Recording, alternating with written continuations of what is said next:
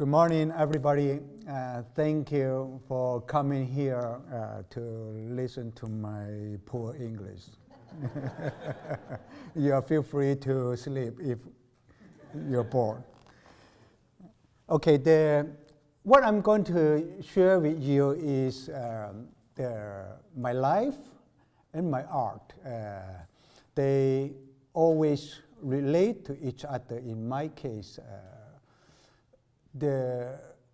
since I start my interest in art when I was 13, so that's been 53 years already.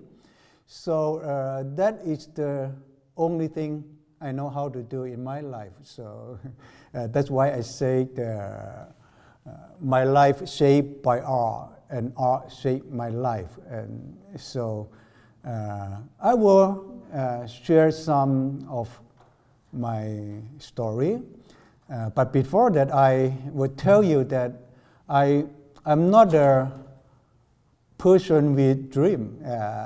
People always say that your dream come true. But I remember that I didn't have any dream for the future when I was a child.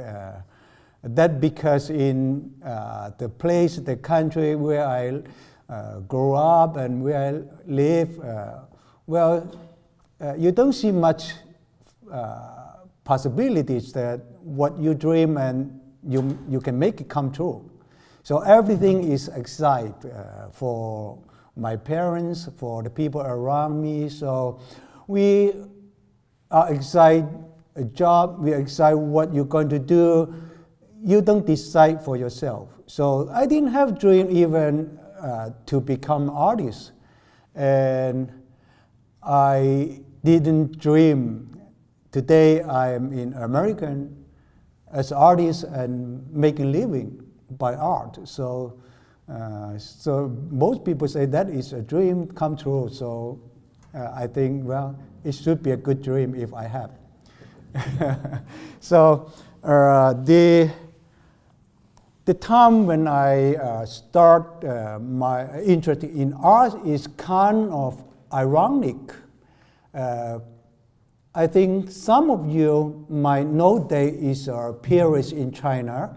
It's called the Cultural Revolution. That started in 1966 when I was a teenager, just 13 years old. I was in high school, grade 7, equal to here. So after 1 year high school class, and then all of a sudden we were told that all classes will stop for the revolution. So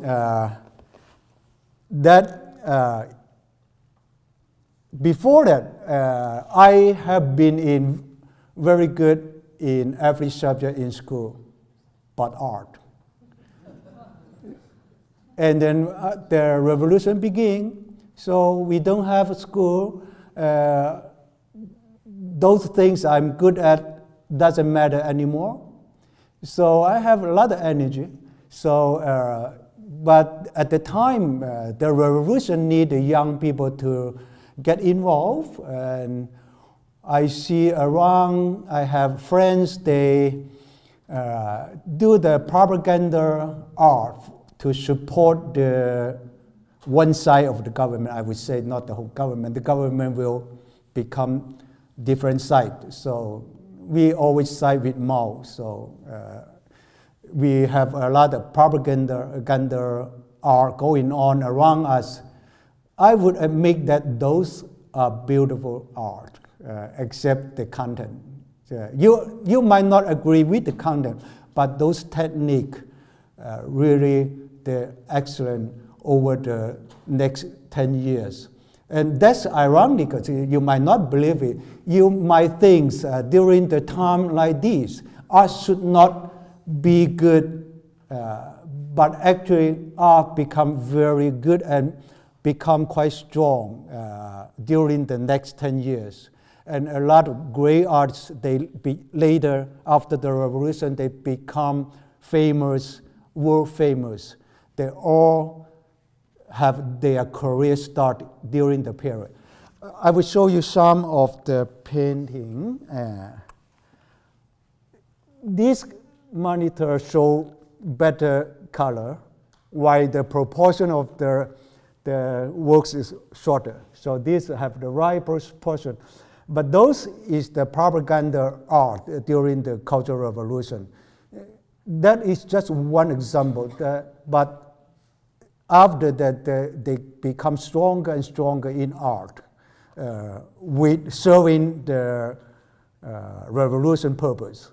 So that is the time I like to do some drawing myself without knowing what art really is. I didn't know that is art. I just know what people doing the drawing. There's very skillful. I just like the skill.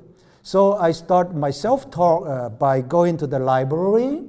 You have to sneak into the library. The library is not open. So I have to have a person, he have the key to get into the library to reach those old books. Those are about the Renaissance, about the European art, the Western art. Those were banned at the time. So I get a glimpse into those. So I start my self-talks at the time. But later I was quite lucky. I get a chance to get into the college. At the college where I studied, with a very good education system. The system was borrowed from Soviet Union, and Soviet Union's art education was based in the Russian period. So we have a big influence from the Russian art. So I knew most of those masters in the Russian realism period. So Repin, Surikov, Solov, Klovin, and all those I can name it in Chinese. Probably in English, probably some different. So my teacher himself actually spent 5 years finished his college education in China, and then was sent by the government to Repin institution in Petersburg, the most famous Russian art college, to finish another 5 years art education. So he spent 10 years, 5 years in China and 5 years in Soviet Union. So he, with other about 10 artists, were serving the purpose of bringing back the art education system, which was the first time of the Western art education come into China in the larger scale. So my teacher, one of my teachers actually started there. So I received my education, and it's funny that I don't know much about the Chinese traditional painting. I admit I even can't write well. So it's very different. So all my art education I received Western art. So I was, that is what that painting I finished the last year about the Cultural Revolution, about the time how I remember it. Is when I was 13, you see the teacher was denounced on the stage there, humiliated by the student. I was a red guy at the time, but I didn't know much about it because I just 13. But the bigger brother and sister, they were doing the things like this. So that's why I can, just by my memory, to finish the painting like this about the period. My education, that is my drawing when I was in college. He is one of the professors in my college. he suffered a lot during the Cultural Revolution. He basically was banned from painting and drawing. He just liked the labor in the campus when I was there studying. But later he became the professor after the revolution. He was very good, very good. So that is the piece I finished after my graduation. I studied 6 years in the college. So after 6 years study, that is my project, graduation project. The story is about the revolution. It's about the young people. You can see these two people, if you are familiar with the Chinese history. Two young people here. One is from the city. The one in white is from the city. The girl grew up in city. The other one, what we call the people in the countryside, the peasant. So the peasant, you don't use the American concept to judge what peasant life and what city life is in China. The people live in the countryside quite very poor, less education, while the people live in the city have better life and better education. But at the time after the revolution, after 2 years, the Red Guard was no longer wanted because the Mao achieved his purpose by using them. So they were forced because there are so many and they are jobless. So they were forced from the city to the countryside because they become the burden in the city. So they were forced to the countryside to live with the peasants. Again, you don't use the imagination here, so, oh, well, not bad to live in countryside. But at the time, it's bad because if the peasants themselves don't even have enough food. But those young people were forced to live with them, to share their food, share their house, share everything. So each side, the people in the countryside and the people from the city don't like it, but they have to be like that way. So that is my painting about. So they have that is the reality at the time. So that's my painting I finished during my graduation. So when I say my life shaped my art, and I basically do a couple of subjects. The early subject, I concentrate on the people in China, the children, the women, the people live in a village.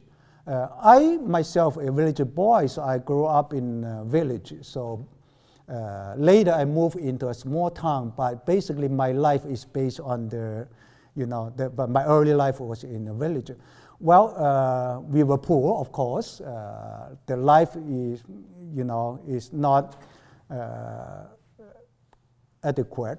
So, but in my memory, when I was a child, I didn't have to worry about all those things. Those I would left them to worry by my parents. And in my memory, it's nice life compared to some busy life today. And I remember my village life is at the noon. The bird is chirping, and the cicada is humming, and it's so quiet. And my grandfather always with me. So that was kind of a life I always stay in my memory. So that's why I always like to do some the painting, the people in the countryside, because that is in my memory. Of course, it's the good side. I always bring out the good side. And the modern society, China becomes it becomes so fast, moving into a modern society. So those scenes are vanishing everywhere. So that's why I have so much interest in to do those. And in my subject of the Chinese people, the children, the women, I realized that my grandfather have a very big role in my life, and because or in my memory, my parents always go to work. They work from early morning till late night. So I barely seen them. And in my life, I just see my grandfather. He take care of everything in the house, and I remember he is the self-sacrifice kind of person, and he's skinny. And when I grow up, I know, but he want to save all the food for us, and he eat less and less for himself. So that is why in my painting, you will see a lot of scene with the grandparent and grandchildren. That the children alone because their parents are busy in the field working. So grandfather and granddaughter.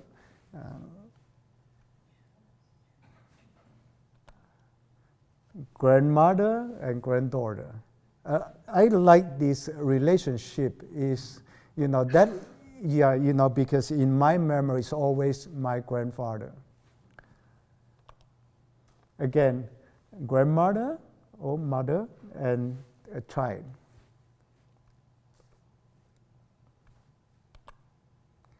And grandmother again, always grandparents.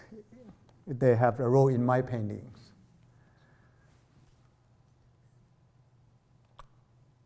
Grandmother again, and with the grandson.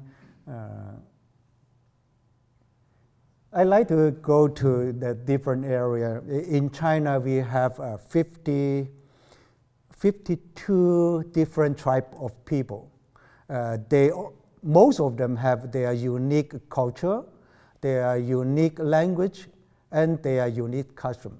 I'm Han. Han people just basically like the West style, but we call them minority or ethnic group.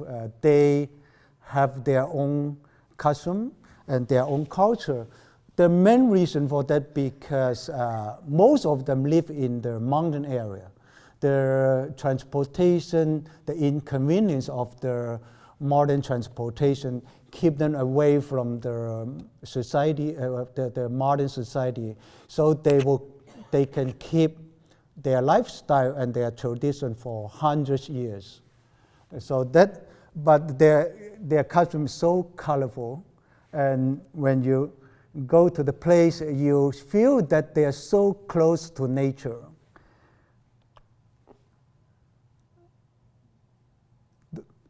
Yeah, mother and child. You see the weaving. I don't call it machine. What do you call it? They made their own clothes. They made their own fabric. So, yeah, this is from Yunnan. Yunnan is about half of those group of people live. They're all different. It's in southwest corner of China, next to Burma, to Thailand, to Laos. Yeah, in Yunnan. Yeah. The whole family.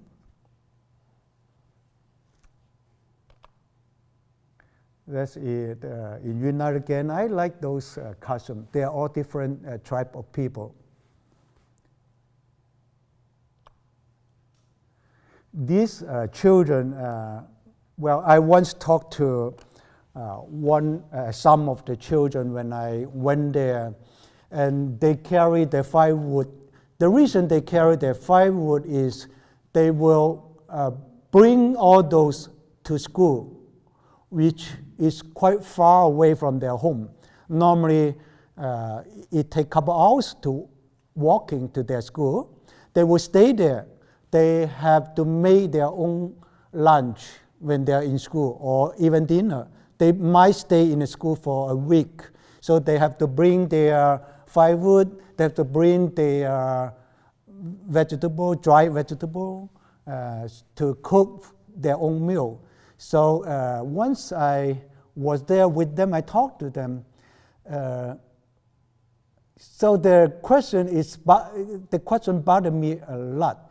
You know, we changed a lot. The time changed. We moved into the modern, and I sometimes even feel if you don't let them know what the life is like in the city, even better.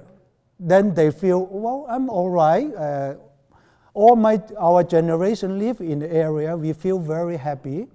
But since once they know what is outside, what life is in the city, they kind of feel sad. They say, well, I say, well, you go to a good school. The answer is, what for? After that, I will come back. I will live the same life like generations of my people live in the same village. So that's kind of a tricky question. I don't know what answer should be. So those they feel happy now, but you don't know what in the future, how they feel if they move into modern society, or if they don't think they fit in. So that's a tough life.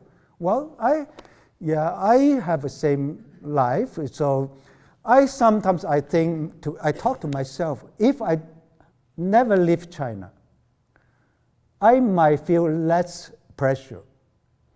Because you move into the new country, you have to adapt to the new culture, the new language, everything's new. You struggle all your life. Even now you have to learn a lot of things you don't know. But if I stay in China, I don't know there is America. I don't know I will have a nice career there. I would stay there, I will feel quite comfortable. That was my comfortable zone. I would be a professor there all my life. And so that is a difficult decision. But yeah, my life, I just go by my life, wherever it leads me. So I think we don't have much choice. Yeah, those are people in Yunnan. Again.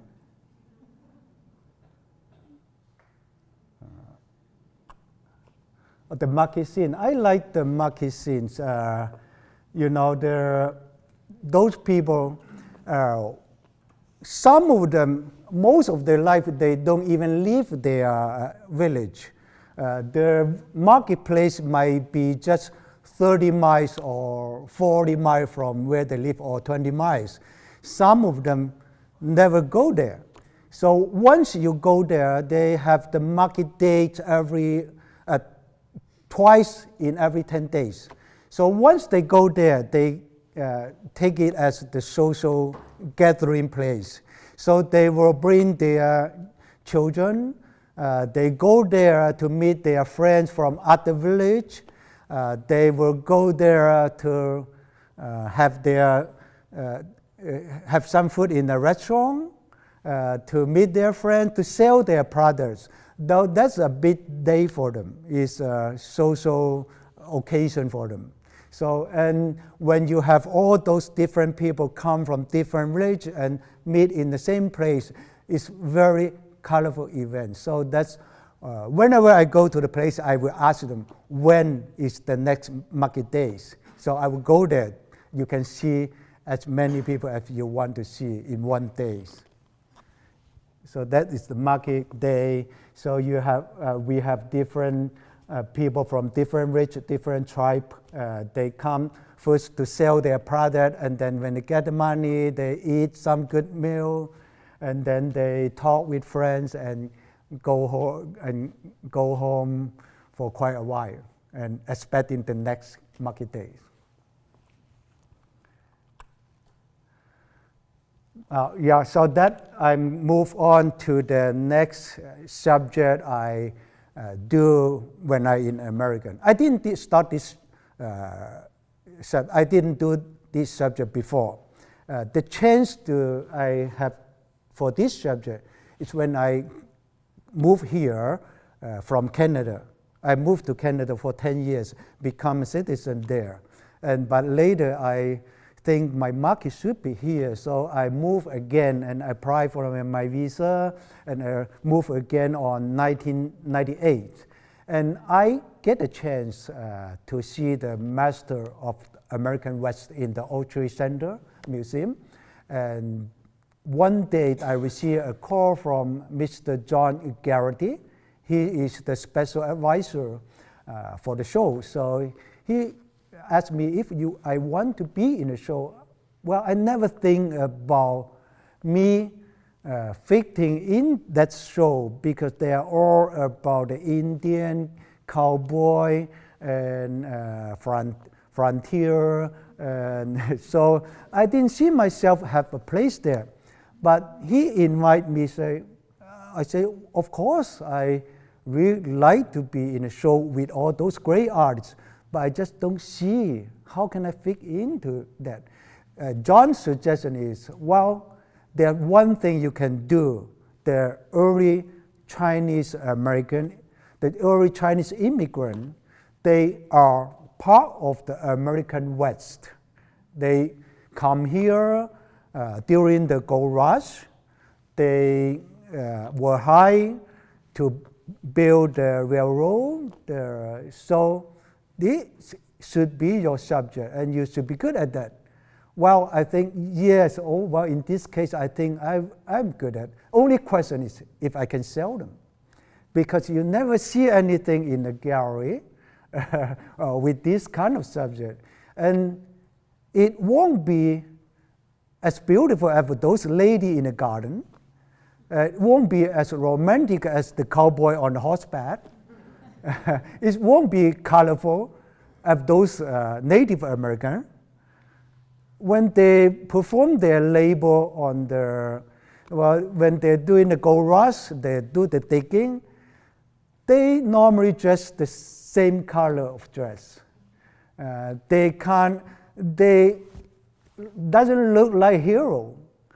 Most of those people are smaller, my size, basically. They don't stand like hero, stand in a high place with a romantic feeling. They don't. And they perform the labor, they just bend down to do the job. So how can that be a good composition, a good painting? So that's my question at the beginning. But anyway, I was invited, so I will do my first pieces. And I spent 2 months on my first pieces for the, on piece, I don't have the image here.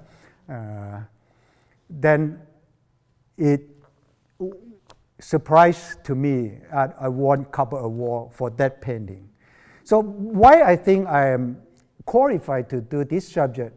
Because I come from exactly the same place where 90% or more of those early people come from, a very small place called Seyap. That's my hometown. What I show you here is the small hometown where I grew up. Now it's become the heritage preservation program by the United Nations because it's unique style in the building. And all those buildings, or most of those buildings, were built by the money sent back from United States by those early immigrants. They're working on the railroad, they're working as laundry business, from restaurant, from all those. They send the money back to China. And look at those in the village, those buildings behind the village, the tall building. They are so different from all those buildings in China. Nothing look like this because those Chinese immigrants not only bring back the money, they bring back the style. and they combine the style with the Western and the East. So you can see there's nothing like this in the West, but nothing like this in the East. Nothing like that in China. That's why it became the heritage preservation program by the United Nations. So you can see something like, the top of that, you can see some shape like the building in Rome. But there's some decoration use the Chinese traditional pattern, flower and others. And so they gave us the impression that all those people went to America were so rich. Of course, when they come back, they will say they were rich. And they won't tell you the real story, what the real life there in America. So they will appear good dress, nice dressing, nice lifestyle with a lot of money because it converted to the Chinese money. They have a lot of money at the time. So they seems very rich. So that's why we call American Golden Mountain at the time, because that story become more and more attractive. And after I do my research on the subject, then I realized the real life for those early immigrants was so much different than what we were told at the time when I was a child in China. So they are full of blood and sweat. So that is the real side of the story. So I start this series every year in the Master of American West. It surprised me that it's very well received by the collectors and the audience. So that's a very encouraging thing to keep me move on. So I end up do so many of them than I expected. So that's one of the San Francisco Chinatown.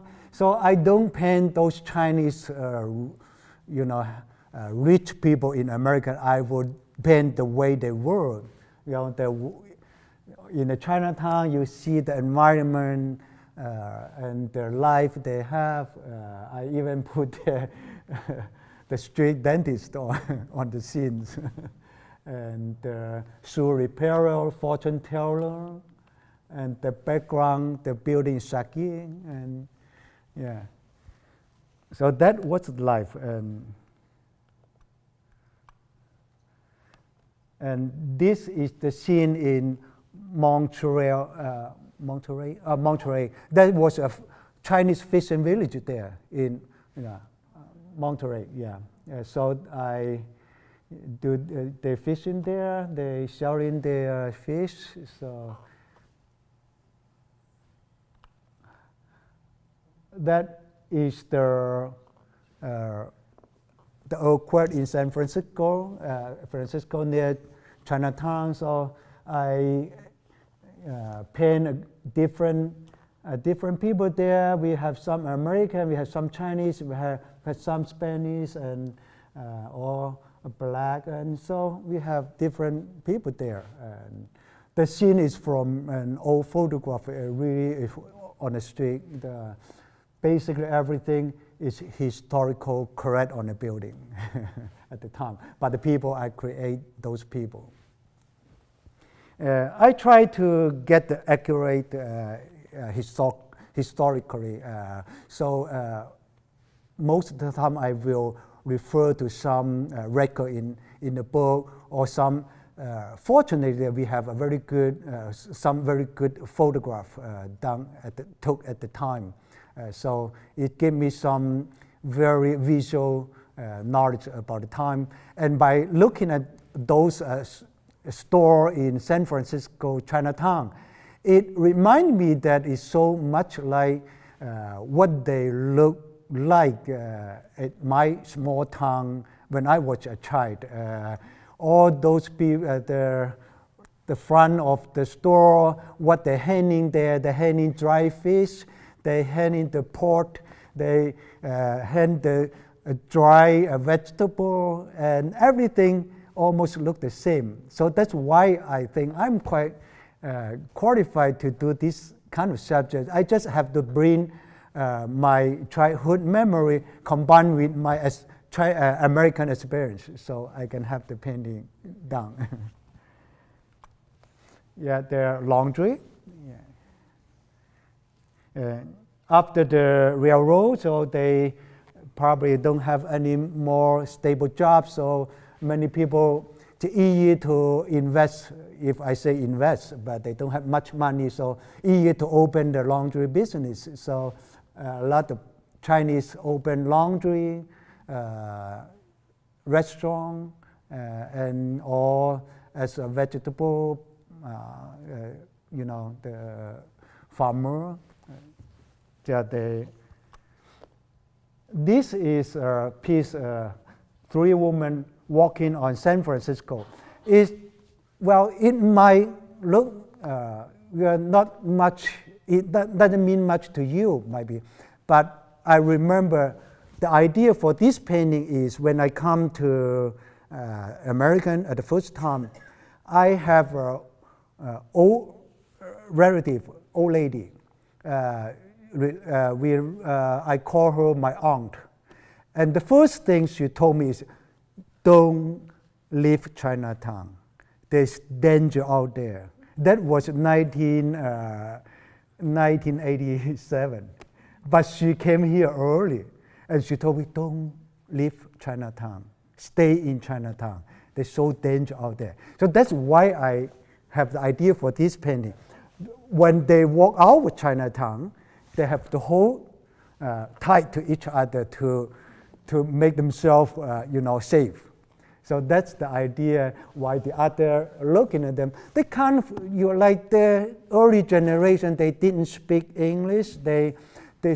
Everything is so strange to them. So they need courage to leave their community. So that is the basic idea for this painting. So laundry, again, James is here. That is James' family, James Jan, the artist. Yeah, that's his whole family posing for my paintings. James is in the back, his son in the back, his wife in the front, his daughter there. So James is a very good model for my paintings. The laundry.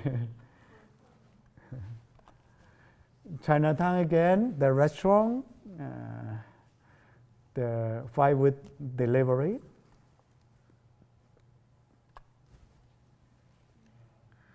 Oh,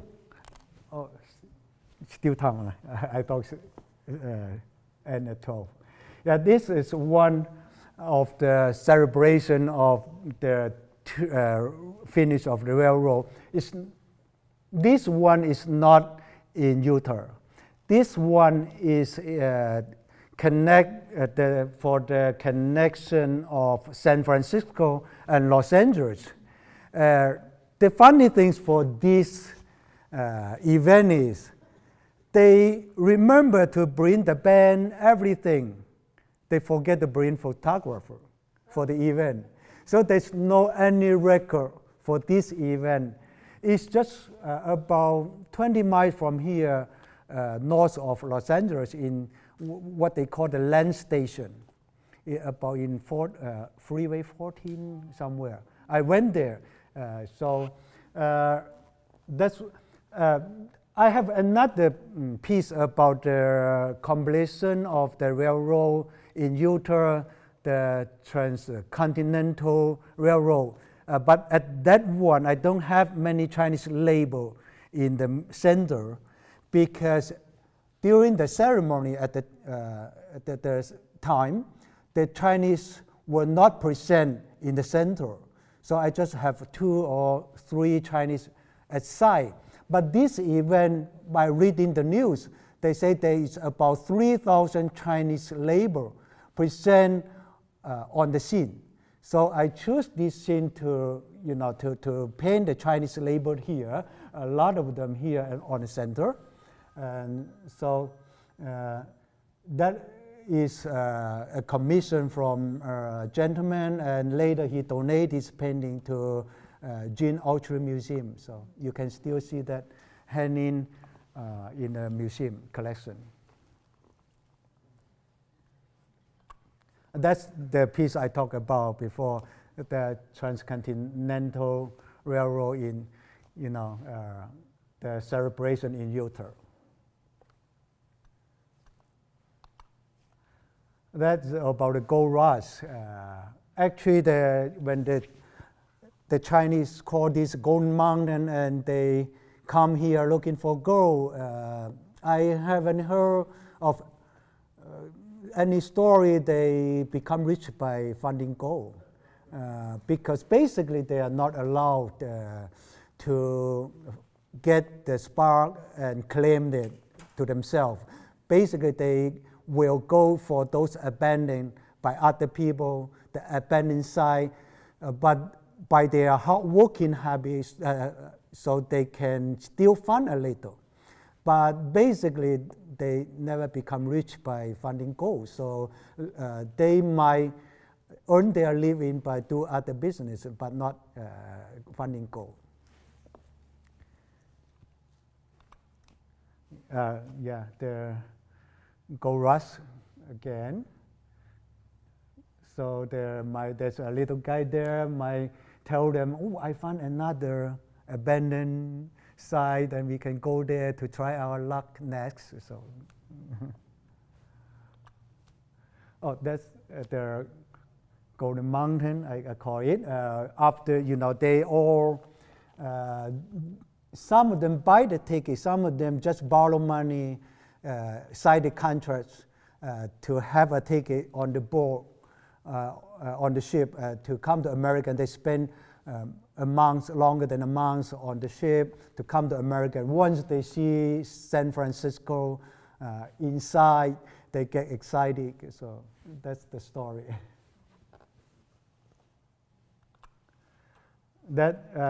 This one is more real than the one before, because basically at the time, most of those people come is young people and men. Women, children, they were rare. They just allow few of the merchants to bring their family.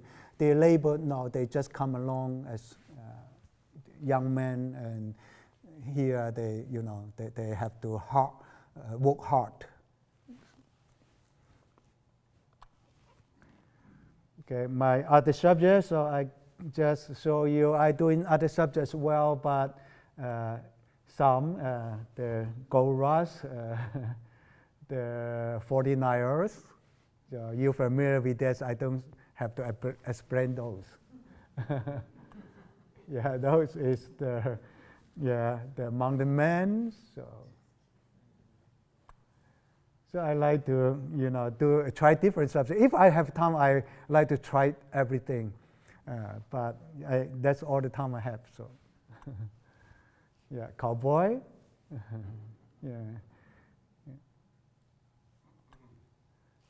Native American,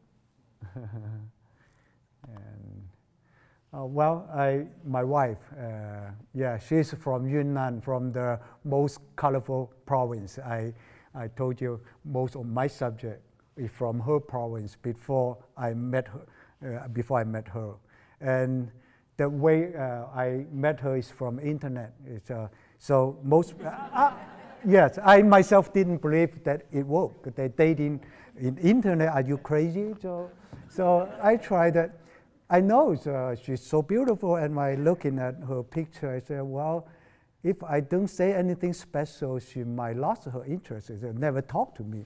So I told them right away, so she look at my painting, the subject from her province. And I tell her, go to internet to search my name. And then she respond and talk to me. Yeah, landscape. I love landscape. So I like to try everything. So I wish I have more time. Yeah, kind of landscape with some Navajo people in Canyon de Chelly. So, Canyon de Chelly again.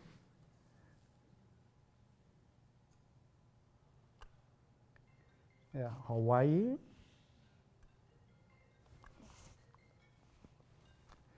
Oh, well, what's that? No, that's a mistake. Oh, yeah.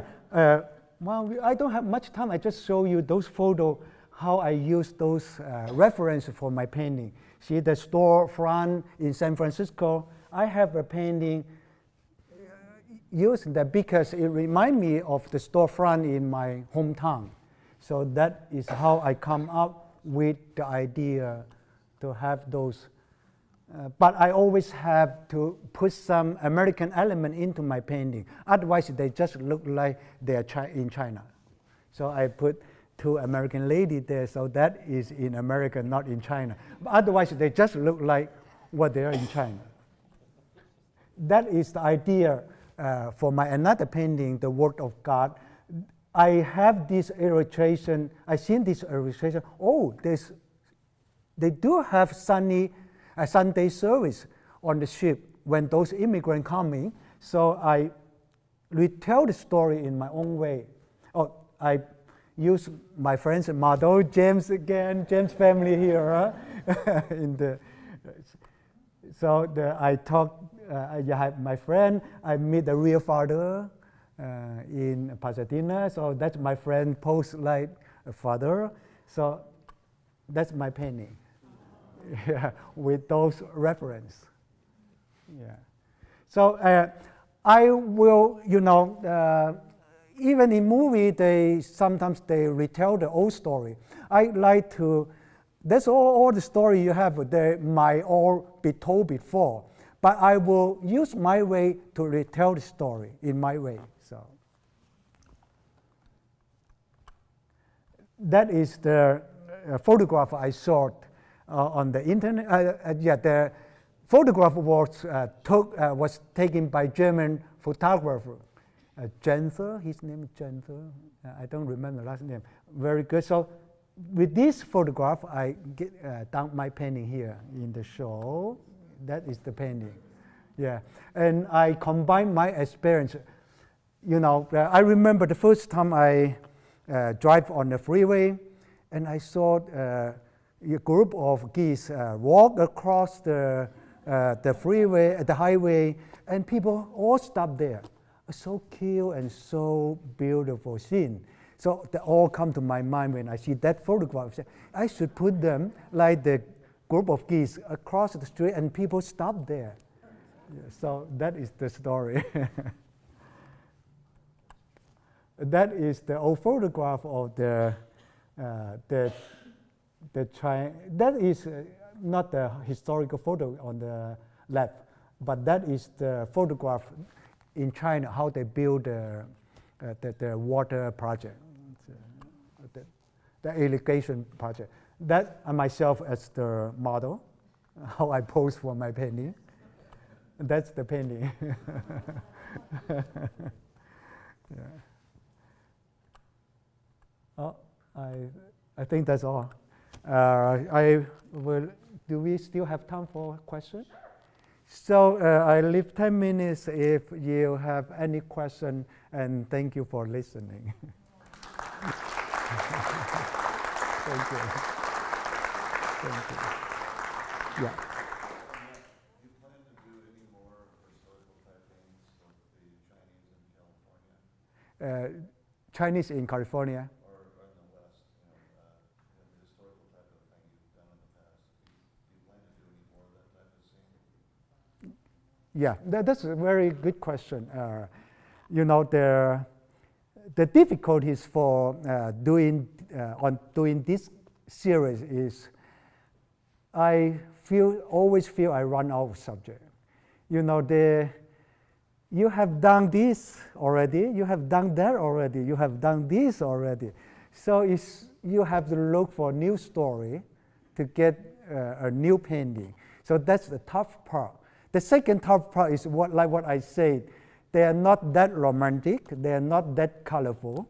They don't have the imagination where those Hollywood movies create. Hollywood movie creates so much imagination on the cowboy, on the Native American. So it actually creates a lot of inspiration for artists. But in Chinese, in the Chinese American subject, so hard to get the subject, get the composition, and make it work. So I would, whenever I have story, I would do, but it was, a bit difficult, I believe. Yeah. Have you seen any photographs of Los Angeles, of early Chinese people in Los Angeles? I'm sure there were that would have taken that, Southern California or whatever, rather than San Francisco, which you've covered. In the old town, right? Yeah, maybe in Old Town. Most of the towns in Southern California had a small Chinese, Yeah, right. I saw some one painting. Actually, I heard that the Chinatown was moved. It used to be in the Union Station location. So and then it moved. So I don't see many old photographs about the Los Angeles Chinatown. Fortunately, there is a very good photographer, a German photographer, come to San Francisco, and he took so many good photographs of the Chinese living at the time. In Los Angeles, I don't see many. A few, some paintings, and a couple of them. Yeah. Did you come over to the U.S. to Canada first with your parents, or did you come by yourself? Good question. Yeah, at the time, I said I never dreamed I would end up in America with my life because I don't have a direct relative. I don't have money. So I don't see I will be in America. But at the time after the Cultural Revolution, China have the open door policy. After so many years closing behind the door, people eager to live to see what the outside world is. So to me, especially, I study Western art. If I haven't visited any of the Western country and see the original in their museum, how can I say I'm oil painter in Western style? So my generation share the same views. Every time, we joking. It used to be when we greet each other, we see each other at day we greet. Oh, have you eaten? Because meal is so important. And my generation, so, did you eat? That is the greeting word. But at the time, did you get a visa? That is how we greet each other, the young people. Do you get a visa to United States or Australian or Canada, France, anywhere, Western? So that was the time I start thinking, should I go there? So I tried my luck. So I happened to have a friend here, Jason's father, and he helped me to get the visa get the acceptance letter from a school. Then I applied for visa and I come here as a student at the beginning. Then I moved to Canada, settled down there. And after 10 years, I moved again to United States. So that's my story.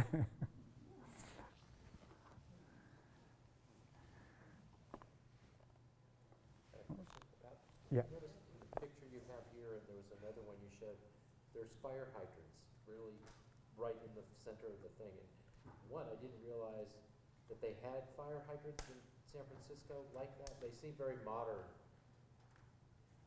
and juxtaposed with, is that a real fact? The firefighter? The fire hydrants. Oh. The water fire hydrants. That was the. I saw it in another painting, and it just struck me as an interesting thing. Is there a reason for that? Or? Yeah, it is a reason for that because the stories say they have that fire hyper. You hyper? What? Yeah, they have that on the scene and they found there's no water. That was I researched on that. I make research. That was the time how it looked. Yeah, but they're useless. But there's no water. Yeah. I was wondering, when you have those big group scenes with all the people, did you have to get a lot of different models for that? Yes, you can. That is the best time I have all the model together. But most of the time I will use model in the separately in different time, but I put them together. You don't have the luxury to have all those model in one scene. My other question was about, early Chinese medicine being practiced for, people went to their own doctors in the old towns and stuff. You mean the medicine? Yeah, The old people medicine man? yeah. Chinese medicine in like the railroad days and that kind of. Paintings, or have you looked into that? So your question is how they work, or? Have you painted anything with those scenes, Oh no, I haven't painted. Yeah, I painted one, the first piece with the Chinese medicine man, take care of the wound feet of another label. Yeah, right. Yeah, hi, Chuck. What's happening today with the contemporary Chinese experience as they've moved into areas around Pasadena and things, those experiences could be quite historical 100 years from now. Have you thought about painting the modern contemporary Chinese experience of people coming over and establishing themselves? Yeah, I would try to do some. I did the San Francisco Chinatown today for the last master show. Yeah, I might do some contemporary scenes for that. Yeah, I might. How much time are you putting into those paintings? Hours or over a period of what time? You mean for painting? Yeah. It depends on how complicated the composition is. For some, with 100 people in that big pieces, it take me almost 3 months. But for the single small one, a week or so, or 2 weeks, it depends. All depends. Yeah. Is that Well, I'd like about to thank time? everybody for being here and thank Mian for an absolutely fascinating seminar. Thank you. Thank you, Gina. Thank you.